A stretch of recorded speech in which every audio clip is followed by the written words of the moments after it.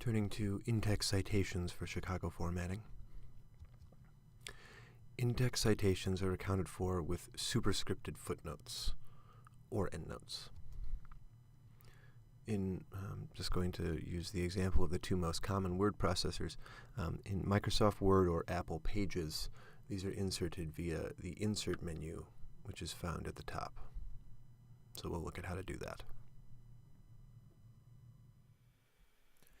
So to insert a footnote, just select the location that you want to place the footnote in the document. Be sure that it is following the punctuation where the citation is going to be included. Click Insert at the top, and then Footnote.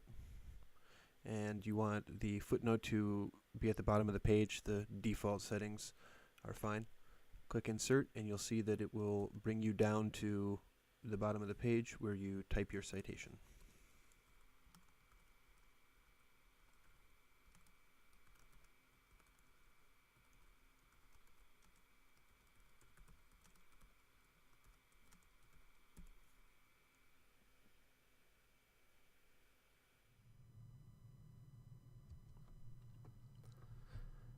The first time a citation appears in the paper, it is given a complete bibliographic note.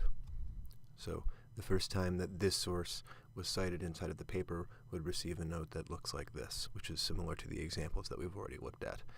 The author's name, the title of the work, publishing city and the publisher, as well as the year of the publication, and then finally the page number where the citation can be found.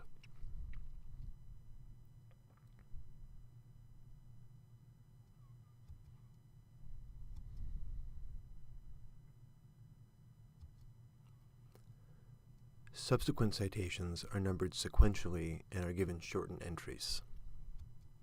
So for this example, using the same citation that we just previously looked at, you'll see that the citation is now numbered 2 because it'll be the second time that the citation is appearing, or the second time the source is appearing.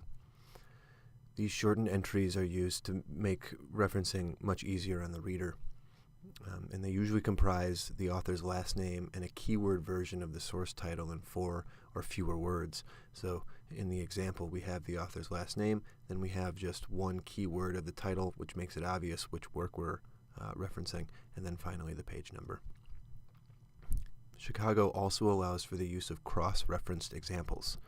So for notes with repeated content, specifically longer notes, Chicago style offers this feature.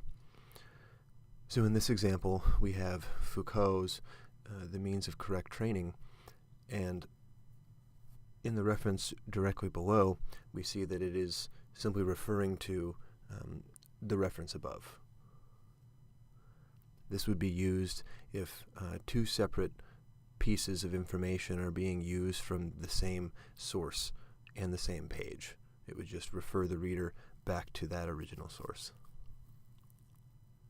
Again, the reason for this is to make it easier on the reader to navigate references so that they can do their own research or further reading based on the topic of the paper that's being read.